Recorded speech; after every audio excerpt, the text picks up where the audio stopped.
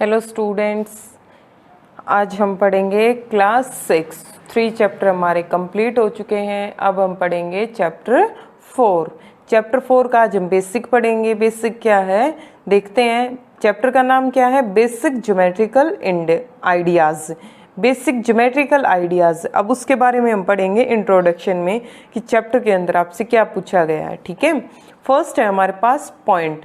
Point हमारे पास क्या होता है? जैसे कोई भी बिंदु, पॉइंट को हम क्या बोलते हैं? कोई भी बिंदु। ये हमारे पास क्या है कि point.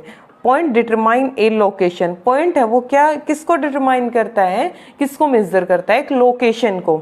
It does not length breadth and thickness. उसकी कोई भी लेंथ ब्रेथ और थिकनेस नहीं होती। जैसे हमें कोई भी एक पॉइंट होता है, हम मैप में देखते हैं तो हमारे पास क्या होता है? एक पॉइंट होता है ना, उसी को बता रखा है कि उसकी कोई भी लंबाई नहीं होती, उस पॉइंट की कोई चौड़ाई नहीं होती और उसकी कोई भी मोटाई नहीं होती। थिकनेस, उसकी मोटाई या कितना मोटा है कितना पतला है, ऐसा कुछ नहीं होता पॉइंट के अंदर। पॉइंट एक ऐसा है जिसकी ना लंबाई है, ना चौड़ाई है, ना मोटाई है, कुछ भी नहीं है। ठीक है, ना उसकी हाइट है, ना उसकी गहराई है।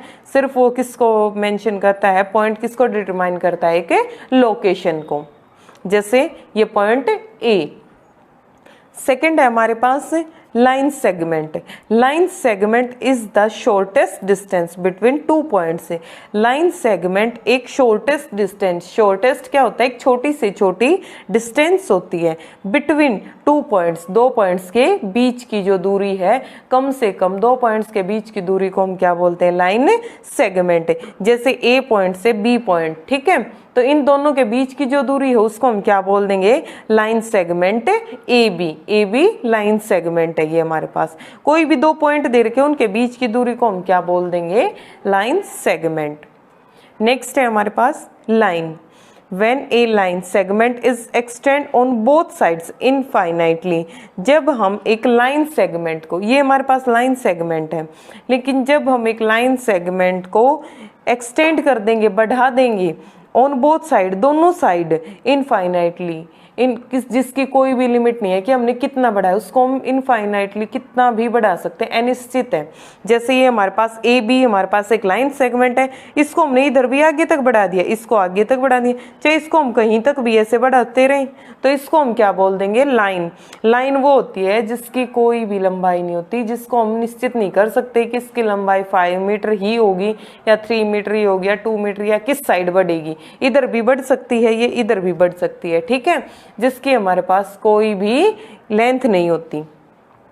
When a line segment is extend on both side infinitely, कितना भी हम उसको एक्सटेंड कर सकते हैं, कितना भी हम उसको बढ़ा सकते हैं। और क्या है? ए बी, ये हमारे पास डबल साइडेड एरो है, इट मीन्स ये इधर भी बढ़ सकती है और ये इधर भी बढ़ सकती है।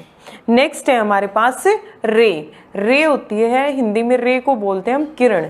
जैसे किरण होती है ना हमारे पास, ऐसे ही एरो।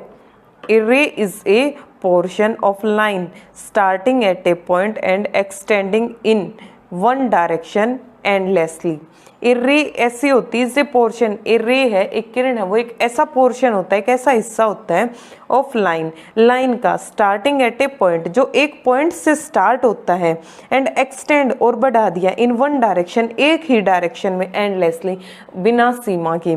जैसे यहाँ से हमने इसको शुरू किया तो हमारे पास देखो, अगर हमने ये सिंबल लगा दिया तो इट मीन्स क्या है? इधर की साइड जाएगा, आपके पास इधर की साइड ग्रो है इसकी, ठीक है, तो इधर की साइड ये एक्सटेंड कर रखा है। अगर हमारे पास ये है सिंबल तो इट मीन्स क्या है? यहाँ से स्टार्ट हुआ, इधर की साइड एंडलेस है, कि इसका कोई अंत नहीं है। उसको हम क्या बोलते हैं? एक रे। ए बी रे, ऐसे एरो का निशान दे देंगे इसके ए बी के ऊपर, तो इसको क्या बोल देंगे? ए बी रे। नेक्स्ट है इंटरसेक्टिंग।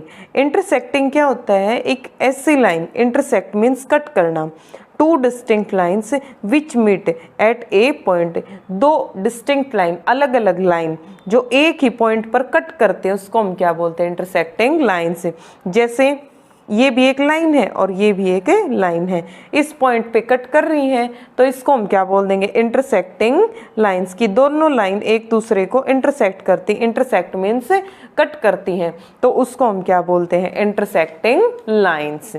नेक्स्ट है हमारे पास पैरेलल लाइंस। पैरेलल लाइंस होती हैं सेम साइड में, सेम डायरेक्शन में चलने वाली लाइंस। पैरेलल होती हैं टू डिस्टिंक्ट लाइंस, दो अलग अलग। डिस्टिंक्ट क्या होता है? अलग अलग। दो अलग अलग लाइन आपके पास है। Which do not meet at any point, जो किसी भी पॉइंट पे नहीं मिलती। डू नॉट मीट नहीं मिलती, एट एनी पॉइंट किसी भी पॉइंट पे, आर कॉल्ड पैरेलल लाइंस। दो ऐसी लाइंस जो किसी भी पॉइंट पर नहीं मिलती, उनको हम क्या बोलते हैं? Parallel lines. जैसे हमारे पास एक लाइन ए बी है, एक लाइन सी डी है। हम इन लाइंस को कितना भी आगे तक बढ़ाते रहें, लेकिन ये दोनों कहीं भी एक दूसरे को कट नहीं करेंगी, दोनों एक दूसरे से नहीं मिलेंगी, ठीक है? तो उसको हम क्या बोलते हैं? Parallel lines. अगर ये दोनों लाइंस एक दूसरे को कट करेंगी तो इंटरसेक्टिंग लाइंस होंगी, और अगर ये एक दूसरे को कट नहीं करेंगे तो क्या हो जाएगी? Parallel lines. नेक्स्ट है हमारे पास कर्व। कर्व एनी स्ट्रेट और नॉन स्ट्रेट लाइन। स्ट्रेट होती है सीधी लाइन, ठीक है? स्ट्रेट कैसी होती है? सीधी लाइन। और नॉन स्ट्रेट जो सीधी नहीं है, टेढ़ी मेढ़ी lines. Without lifting the pencil is called a curve. एक ऐसी लाइन जो सीधी भी है और टेढ़ी मेढ़ी कैसी भी है हमारे पास लाइन, विदाउट लिफ्टिंग, बिना उठाए, द पेंसिल, पेंसिल को बिना उठाए, इस कॉल्ड ए कर्व। एक ऐसी लाइन ड्रॉ बिना पेंसिल उठाए, एक सीधी, या तो एक सीधी लाइन ड्रॉ कर दो जैसे ये हो गई, या फिर एक टेढ़ी लाइन ड्रॉ कर दो जैसे ये हो गई, ठीक है? लेकिन बिना पेंसिल उठाए एक ड्रॉ की गई लाइन है, उसको हम क्या बोलते हैं? कर्व।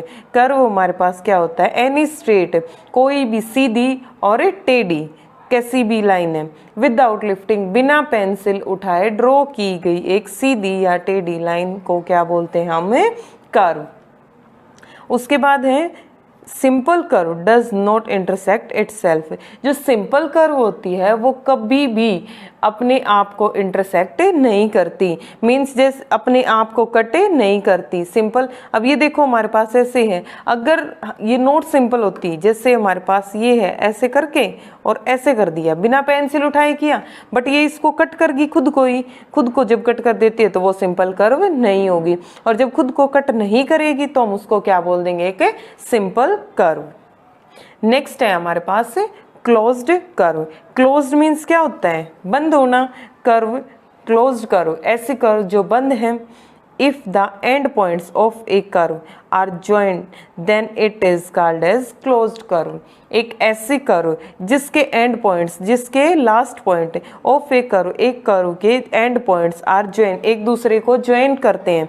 जैसे ये हमारे पास ए है, यहाँ से हमने एक कर्व ड्रॉ की ऐसे ऐसे करके, ऐसे ऐसे, यहाँ पर हमारे पास दूसरा पॉइंट बी है और ए और बी को हमने ऐसे मिला दिया। अगर हमारे पास एक ऐसी कर्व है जो जिसके दोनों एंड पॉइंट्स हैं वो एक दूसरे को ज्वाइन करते हैं, ठीक है, मिलाते हैं, तो उसको हम क्या बोल देंगे? Closed curve. क्लोज्ड मीन्स बंद आकृति। जैसे ये हमारे पास बंद आकृति है, पूरी की पूरी खुली नहीं है, इसको हम क्या बोल देंगे? Closed curve. नेक्स्ट है हमारे पास ओपन कर्व। ओपन मीन्स खुली हुई। If the end points of a curve are not joint then it is called an open curve. एक ऐसी कर्व जिसके एंड पॉइंट से, एक कर्व है जिसके end points are not join नहीं होते, उसको हम क्या बोल देंगे? कि ओपन कर्व। जैसे हमारे पास ये एक कर्व है, मान लिया हमारे पास यहाँ से हमने एक कर्व स्टार्ट की, ऐसे ऐसे घुमाई फिराई, कैसे भी हम घुमाएंगे, लेकिन यहाँ आके इसको स्टॉप कर दिया। यहाँ आके स्टॉप कर दिया तो ये हमारे पास कैसी है? खुली आकृति है। कैसी है? खुली है, क्योंकि इन दोनों को हमने नहीं मिला रखा। अगर इन दोनों को मिलाएंगे तो क्या हो जाएगी? एक क्लोज्ड कर्व बन जाएगी। लेकिन अगर इन दोनों को नहीं मिलाया हमने तो कैसी है? एक ओपन कर्व। ये ऐसे भी ड्रॉ हो सकती है, ये ऐसे भी ड्रॉ हो सकती है, कैसे भी कर सकते हैं हम। ऐसे करके मान लिया यहाँ लाके हमने एक ये पॉइंट है, एक ये पॉइंट है, इन दोनों को हमने ज्वाइन नहीं किया। अगर इन दोनों पॉइंट को हम ज्वाइन कर देंगे तो क्लोज्ड हो जाएगा, और अगर हम इन दोनों पॉइंट्स को ज्वाइन नहीं करेंगे तो हमारे पास कैसा रहेगा? ये ओपन, ठीक है। ये था हमारे पास चैप्टर 4 का इंट्रोडक्शन, जिसमें से आपको मैंने इम्पोर्टेंट जो पॉइंट्स थे वो आपको बता दिए हैं। Okay, thank you.